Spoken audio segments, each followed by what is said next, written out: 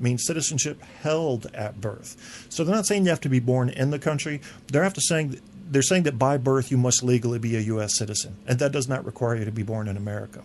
This is a common misconception. However, this law, this rule, this writing in the Constitution, just like all of our amendments, are subject to interpretation. And that means that legal disputes can arise. So there is no guarantee that Cruz is going to be legally found to be a natural-born citizen, even though the rules that apply to McCain should also apply to him. So I think that's worth looking at, but I would hate to see people go after him on something like that, considering, personally, I think they should get rid of the natural-born citizen thing and just require, say, 20 years in the United States and legal citizenship. Because, if you've been here 20 years, you should know what's going on. He's got a decent education, Ivy League schools. I don't think they should harass him about the citizenship. It says right here, unfortunately, we cannot say for sure without either a definitive Supreme Court ruling or an amendment to clarify the Constitution. And I think that's what they should do, because this is going to come up over and over and over again. Might as well just get it, in the amendments, or modify one of the amendments, which would be an amendment to an amendment. Panama Canal Zone, but that was technically U.S. sovereign territory until Jimmy Carter signed it away. Okay. Fox News, what else would you expect? We're going to go a little bit more with this interview because I want you to watch how she's trying to pick at him here. And this is not what you want to do, man. If you're running your own network, don't use someone's religion to say that disqualifies them to talk about another religion. It's a completely separate issue. What he does professionally, academically, for his work, has nothing to do with his faith.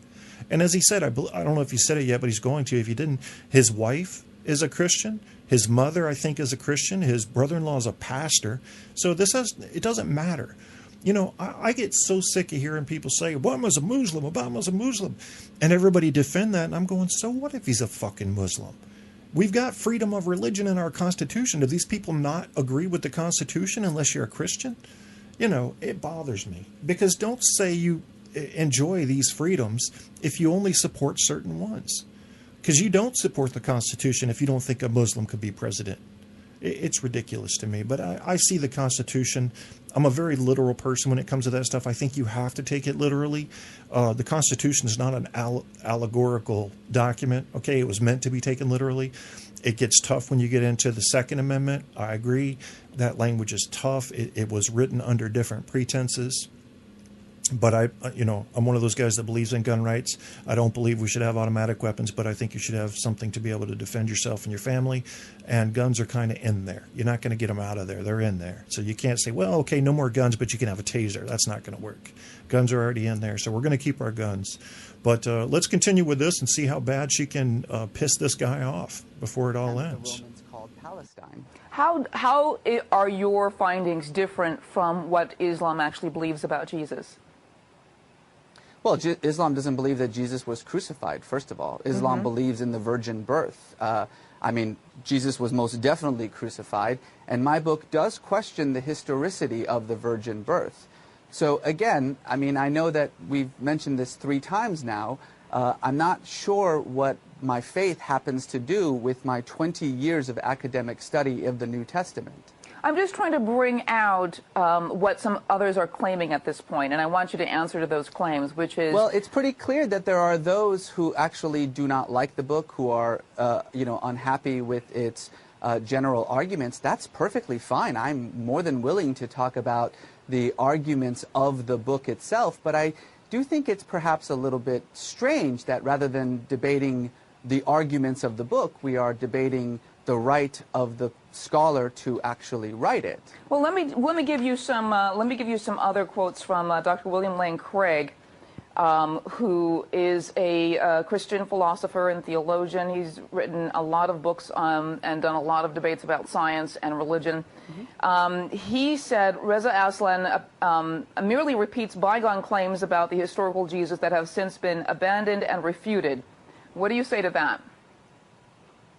Well, I would disagree. I have 100 pages of notes and about 1,000 books that I use in my discussions. And of course, in any scholarly discussion of Jesus, as with any scholarly discussion of any ancient figure, there are going to be widespread differences, but my 100 pages of endnotes cites every scholar who disagrees with me and every scholar who agrees with me. And I would suggest that anyone who wants to actually comment on the argument of the book read not just the book, but the endnotes, and to figure out where my scholarly argument about Jesus comes from.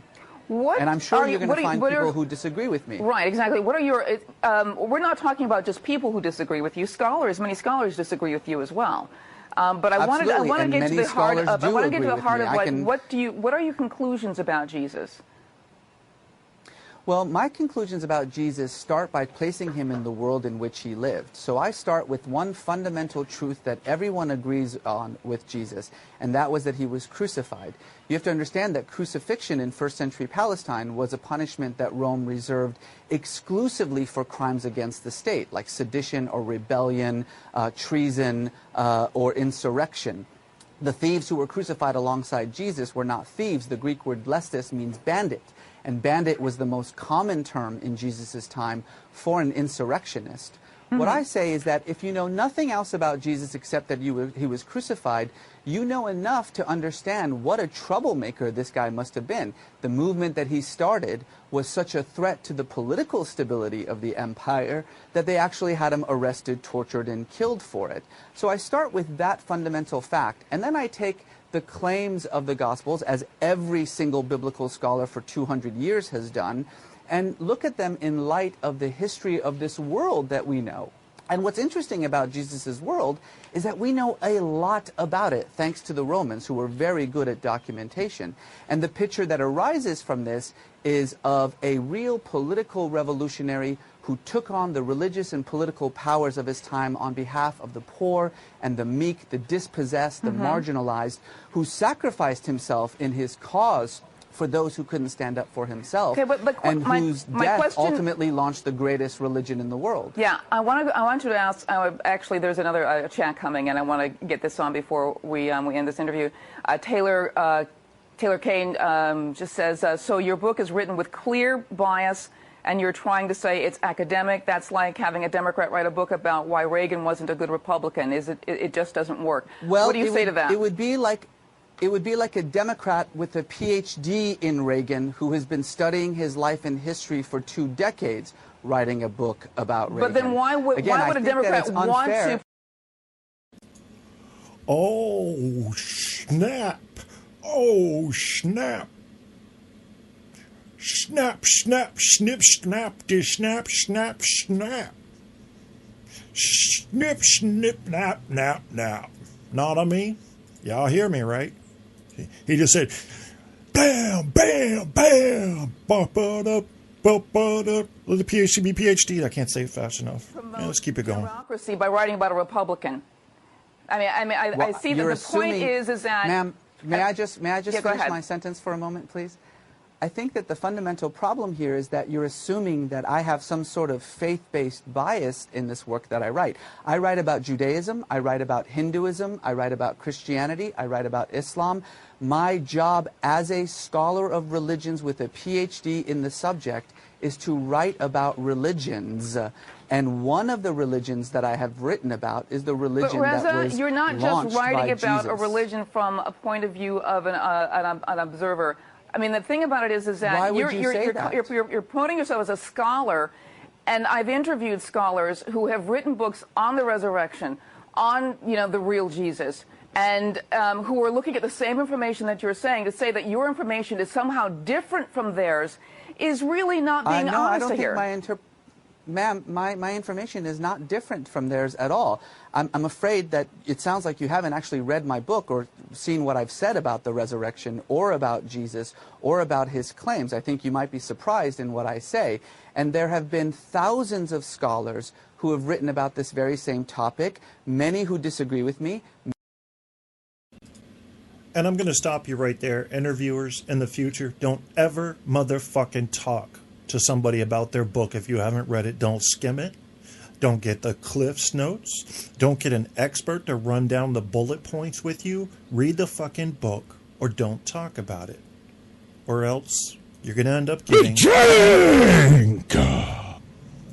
All That's what I said, goddammit. Many who Now. agree with me. That's the thing about scholarship, is that it's a debate over ancient history, and I am one of those people making that debate. I think it's unfair to just simply assume, because of my particular faith background, that there is some agenda on this book. That would be like saying that a Christian who writes about Muhammad is by definition, not able to do so because he has some he can do so. bias against it. And He frankly, can do book so, that's but I almost every book believe that's that you've out been there on is several by programs have never Christians. disclosed that you were a Muslim, and I think that's an interesting full Ma'am, disclosure. the second page of my book says I'm a Muslim.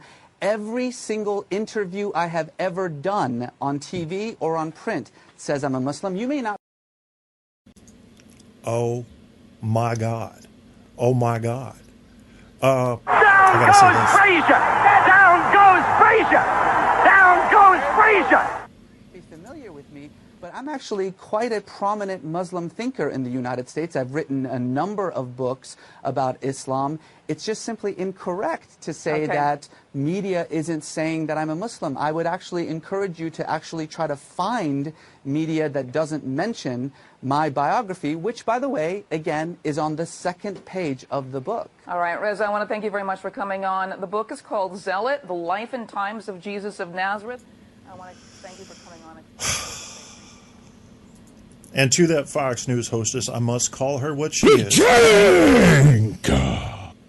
What the fuck? Why don't you shut your ass up? Bajank! Yeah, I said all of the following and all of the preceding, goddammit. Well, I mean, you just have to know your shit if you're going to fucking attack somebody and come in that they're... I wish this had been the opposite, because I don't want people sitting here thinking that I'm defending just Muslims. I wish it had been a Christian writing about a Muslim, like the Prophet Muhammad or something. And you wouldn't have had Fox News take that position in that case, but it would have been just as good an example. You don't know what the fuck you're talking about. You haven't read the book. It was on the second page. Every talk show he's been on has mentioned, or he has mentioned on it, that he was Muslim. So what the fuck was she talking about? We have to start punishing, not necessarily the entire organization, but start punishing the host or hostesses that are not doing their homework. Because they're not going to bring you good information, folks. They're just not. I don't know if she was too busy playing Angry Birds, or maybe she was too busy digging up ugly stuff on the guy. I don't know. But that's just not the way you're going to do it. And this guy is particularly intelligent, so we have to... It's kind of like watching Manny Pacquiao fight Timothy Bradley. You can't look good against Manny Pacquiao. It's very hard to look good against him unless you get a lucky shot in. Timothy Bradley is an awesome boxer. But in their first fight and second fight, in my opinion, especially the second one, Pacquiao didn't make him look good. You can't look good against Pacquiao. So she was already stacked against the odds for looking good against this guy. He's incredibly intelligent. But, if they didn't want that to happen, they should have either prepared her better or not brought him on. They wanted to attack him for being a Muslim writing about Jesus. That's what they wanted to attack him for. It's what they set out to attack him for. It's what their audience feeds on. It's what they wanted to feed their audience. And you can't really blame them as a business model for doing that. I don't. There was a interview that occurred that was on the Jimmy Kimmel Show. And they went out, and now I have not listened to this clip, so I'm not questioning it in any way. I wouldn't be following my own advice. Asked pedestrians if those pedestrians were stupid. Oh, we gotta hear this. You know that. And one more thing. There's a new study from the journal Trends in Genetics. I don't know what it is either, but they suggest that humans may be getting dumber. And get this, they spelled dumber with a B. Morons. Anyway, some geneticists believe we no longer have the evolutionary need to be smart. So apparently humans lose intelligence as they gain reality shows about toddlers wearing makeup. But don't worry, we're still getting fatter. That we are doing. We thought this study would be a good basis for one of our pedestrian questions. So we went out onto Hollywood Boulevard today, and we asked a bunch of people out on the street, are you stupid? Okay? The way this works is, we together will see a person, introduce him or herself. We'll all guess if they think they are stupid, all right? It's yes or no. Let's begin. We're asking people on the street today, are you stupid? Yes or no? Yes. Most everyone says yes, all right. Keep in mind, this is in her opinion, all right? There we go. Yes.